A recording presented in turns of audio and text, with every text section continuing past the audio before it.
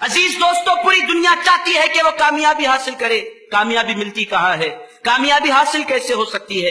اس کا جواب اللہ دیتا ہے، لوگوں نماز قائم کرو، نماز قائم کرنا تمہارا کام ہے، کامیاب کر دینا ہمارا کام ہے۔ میرے دوستو، کامیابی اسے ملتی ہے جو نمازوں سے لگاؤ رکھتا ہے، جو نماز قائم کرتا ہے، اسے اپنے کام بنانے نہیں پڑتے، جو نماز پڑھ لیتا ہے اس کے کام پروردگار بنا دیا کرتا ہے۔ میرے دوستو، کامیابی، اور کامیابی بھی کیسی؟ صرف اس دنیا کی کامیابی نہیں، نمازی کی کامیابی اس دنیا میں بھی ہوتی ہے، اس دنیا میں بھی ہوتی ہے۔ نمازی صرف اس دنیا میں کامیاب نہیں ہوتا، اس دنیا میں بھی کامیاب ہوتا ہے، آنے والی زندگی میں بھی کامیاب ہوتا ہے۔ تو نماز سے پہلی چیز جو آپ کو ملتی ہے وہ ہے کامیابی، وہ ہر فیلڈ کی کامیابی۔ نمازی جہاں جاتا ہے وہ تنہا نہیں جاتا، جہاں نمازی جاتا ہے وہاں خدا کی رحمتیں جایا کرتی ہیں، جہاں نمازی جاتا ہے خدا کے انعامات جایا کرتے ہیں، جہاں نمازی توجہ کرتا ہے۔ آپ دیکھیں ہندوستان میں اسلام پھیلا، کیا طاقت تھی اولیاء کرام کے پاس، وہ کون سی قوتیں لے کر آئے تھے، وہ کون سی فوج لے کر آئے تھے؟ میں آپ سے پوچھتا ہوں ان کے پاس کون سا لشکر تھا؟ میرے دوستوں، نہ ان کے پاس لشکر تھا، نہ ان کے پاس فوج تھی، نہ ان کے پاس سپاہ سالار تھے، نہ ان کے پاس کوئی آرمی تھی۔ پھر وہ جیتتے کیسے تھے؟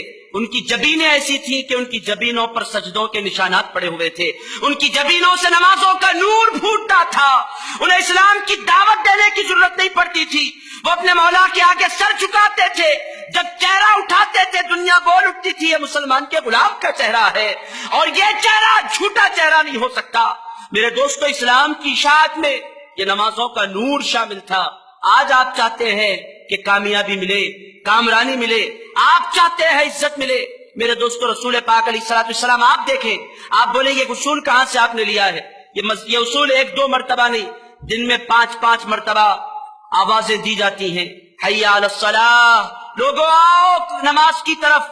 اس کے بعد کیا کہا جاتا ہے؟ حی علی الصلاۃ کے بعد آپ میں سے کوئی بول سکتا ہے کیا کہا جاتا ہے؟ حی علی الفلاح، یہ کہا جاتا ہے کہ نہیں کہا جاتا؟ اللہ پاک ارشاد فرما رہا ہے، مؤذنوں کے ذریعے اطلاع دی جا رہی ہے کہ لوگوں نماز قائم کرو، مولا ہمیں کیا ملے گا؟ ارشاد فرمایا، لوگوں نماز پڑھنے والے کو صرف نماز کا ثواب نہیں دیا جاتا، نماز پڑھنے والے کو کامیابی کی ضمانت دے دی جاتی ہے۔ حی علی الفلاح، کامیابی کی طرف آؤ، اے لوگوں کامیابیوں کی طرف آؤ، اے لوگوں کامیابیوں کی طرف آؤ۔ میرے دوستو، اگر کوئی دوست دعوت دے دے کھانے کی، ہم اس دعوت کو نہیں چھوڑتے، تیاری کرتے ہیں، جاتے بھی ہیں، کس اہتمام سے بیٹھ جایا کرتے ہیں، کیوں؟ دوست نے بلایا ہے۔ میرے دوستو، جب مجھے میرے بابا آواز دیتے ہیں، کبھی ایسا نہیں ہوتا کہ میں اس آواز پر لبیک نہیں کہتا، کیوں؟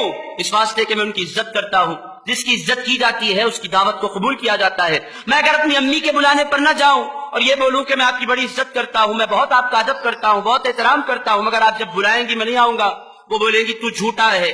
جو محبت کرتا ہے، جو ادب کرتا ہے، وہ بلاوے پر آ جایا کرتا ہے۔ اگر کوئی دوست محبت کے ساتھ مجھے بلائے اور میں اس کی دعوت پر نہ جاؤں اور میں اس کو فون کر کے یہ بولوں تم دعوت دو، میں نہیں آیا، مگر ایک بات سنو، میں تم سے بہت سچی محبت کرتا ہوں، وہ بولے گا آپ جھوٹے ہیں۔ اگر آپ کو مجھ سے محبت ہوتی تو آپ میرے لیے وقت نکالتے، اگر آپ کو مجھ سے محبت ہوتی تو آپ میری دعوت پر آتے، اگر آپ کو مجھ سے لگاؤ ہوتا تو آپ میری دعوت قبول کرتے، اگر آپ کو مجھ سے پیار ہوتا تو آپ میرے لیے اپنے اوقات میں سے کچھ حصہ نکالتے۔ میرے دوستو، جس طرح ماں باپ کی دعوت کو ہم لائٹ نہیں لیا کرتے، جس طرح دوستوں کی دعوت کو ہم لائٹ نہیں لیا کرتے، حاضرین کرام اور عزیز دوستو، ماں باپ کی دعوتیں کچھ دیتی ہیں، اللہ کی دعوت سب کچھ دیا کرتی ہے۔ ہم اللہ کی دعوت کو کیوں لائٹ لے رہے ہیں؟ اللہ دینا چاہتا ہے عزت، ہم کیوں لینا نہیں چاہتے؟ اللہ دینا چاہتا ہے کرم کے خزانے، ہم کیوں لینا نہیں چاہتے؟ اب رونا کیا ہے؟ صاحبوں کے پاس آ کر دنیا روتی ہے، میری بچی کی شادی نہیں ہو رہی ہے، ہم کیا کریں؟ میرا کاروبار نہیں چل رہا ہے، ہم کیا کریں؟ میری اولاد میری نافرمان ہو گئی ہے، میرا بیٹا میری نہیں سنتا، میری بیٹی میری نہیں سنتی، میری بچیوں کے معاملات جدا ہوتے چلے جا رہے ہیں۔ حاضرین کرام، ہمارے سامنے رونے سے کیا ہوتا ہے؟ کیا ہوگا؟ آپ مجھے بتلائیں۔ صاحبوں کے پاس آ کر کتنے مسائل لوگ شیئر نہیں کرتے، آپ شیئر کیجئے، میں یہ نہیں کہتا کہ آپ شیئر مت کیجئے، مگر میرے دوستو، جو کامیابی دینے والا ہے کبھی آپ اس کی طرف بھی مائل ہوئے؟ وہ پکارتا ہے لوگوں آؤ، آپ نے اس کی آواز پر کبھی لبیک نہیں کہی۔ وہ کہتا ہے لوگوں آؤ، میں تمہارا دامن بننا چاہتا ہوں، آپ کبھی اس کے آگے اپنے دامن نہیں پھیلاتے۔ وہ چاہتا ہے لوگوں آؤ، میں تم پر فضل فرمانا چاہتا ہوں، آپ کو یقین نہیں آتا؟ پوچھئے سرکار مدینہ علیہ الصلوۃ والسلام سے، سرکار ارشاد فرماتے، مولا علی، خود مولا علی شیر خدا ارشاد فرماتے ہیں، کیا ارشاد فرماتے ہیں؟ ارشاد فرماتے ہیں، لوگوں، جب میں اللہ سے بات کرنا چاہتا ہوں تو نماز پڑھ لیا کرتا ہوں، اور یہ جب چاہتا ہوں کہ اللہ مجھ سے بات کرے میں قرآن پڑھ لیا کرتا ہوں۔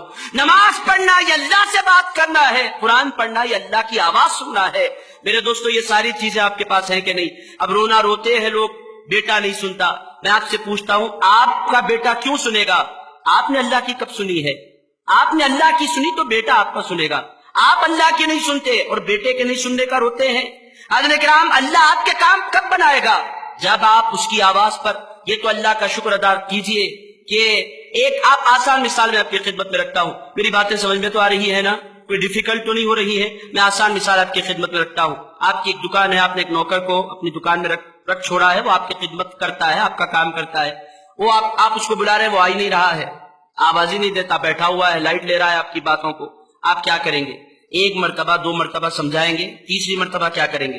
اس کو نوکری سے نکال کر پھینک دیں گے اپنی دکان سے۔ آپ بولیں گے میں تجھے کھلاتا ہوں، تجھے تنخواہ دیتا ہوں، اب میں تجھے کام پر لگاتا ہوں اور تو میرا کام ہی نہیں کرتا، تجھے تنخواہ دینا ہی بیکار ہے، تو میری دکان سے نکل جا۔ مگر میرے دوستو یہ اللہ کی رحمت دیکھیں، اللہ بلاتا ہے ہم نہیں جاتے، مگر کبھی ایسا نہیں ہوتا کہ ہمارا کھانا اللہ روک دیتا ہے، کبھی ایسا نہیں ہوتا کہ اللہ ہمارا پانی روک دیتا ہے، کبھی ایسا نہیں ہوتا کہ اللہ ہماری غذا روک دیتا ہے۔ چلو غذا نہیں روکتا، کم سے کم گناہوں پر سے پردے اٹھا دیتا، یہ بھی نہیں کرتا۔ بندہ نمازوں کو نہیں جاتا، پروردگار اس پر بھی اپنی رحمت کے پردے ڈال ڈال کر اس کے گناہوں کو چھپایا کرتا ہے۔ میرے عزیز دوستو، آپ اجتماع میں تشریف لائے ہیں، ان باتوں کی طرف تھوڑی سی توجہ دیجئے۔ اگر آپ اچھے مسلمان بننا چاہتے ہیں، جہنم کا خوف چھوڑ دیجئے۔ آپ نہیں ڈرنا چاہتے، آپ لوگوں کا ہارٹ فیئر لیس ہو گیا ہے، آپ کے دلوں میں کوئی خوف نہیں پایا جاتا عزتوں کے، مگر کم سے کم محبت تو کوئی چیز ہے دنیا میں، وہ آپ کو کھلائے، وہ آپ کو عزتوں سے نوازے، وہ گناہوں پر پردوں پر پردے ڈالے جائے، وہ عیبوں کو چھپاتا چلا جائے، وہ آپ کی ساری ضرورتوں کو پورا کرتا چلا جائے۔ آپ کو ہوا چاہیے، ہوا دے، آپ کو غذا چاہیے، غذا دے، آپ کو پانی چاہیے، پانی دے، آپ کو رشتہ داروں کے حسن سلوک چاہیے، محبتوں اور شفقتوں کے لیے ماں عنایت فرمائے، آپ کی زندگی گزرنے کے لیے بیوی عطا فرمائے، آپ کی آنکھوں کو ٹھنڈک بخشنے کے لیے اولاد عطا فرمائے، آپ بیمار ہو جائیں تو آپ کو شفا عطا فرمائے۔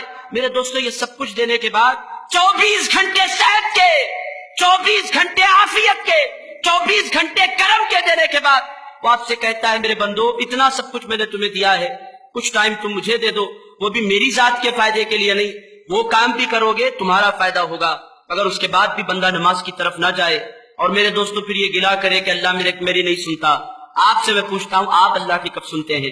اگر جو نماز نہیں پڑھتا اس کے کام نہیں بنا کرتے، اور کہا جاتا ہے ہم آپ کے پاس آئے پھر بھی کام نہیں بنا، ہم فلاں درگاہ پر گئے پھر بھی ہمارا کام نہیں بنا، آپ کا کام کون بنا سکتا ہے؟ مجھے بولیے۔ جو سارے کام بنانے والا ہے اس کو آپ نے ناراض کر رکھا ہے۔ رونا ہمارا نہیں ہے، رونا آپ کا ہے۔ آپ نے اللہ کے ساتھ کیا کیا؟ آپ نے اللہ کو کس قدر اہمیت دی؟ آپ نے اپنی زندگیوں میں اللہ کو کہاں جگہ دی؟ آپ کے پاس دوستوں کے لیے وقت ہے، رشتہ داروں کے لیے وقت ہے، کاروبار کے لیے وقت ہے، عزیزوں کے لیے وقت ہے، وقت نہیں ہے تو اللہ کے لیے وقت نہیں ہے؟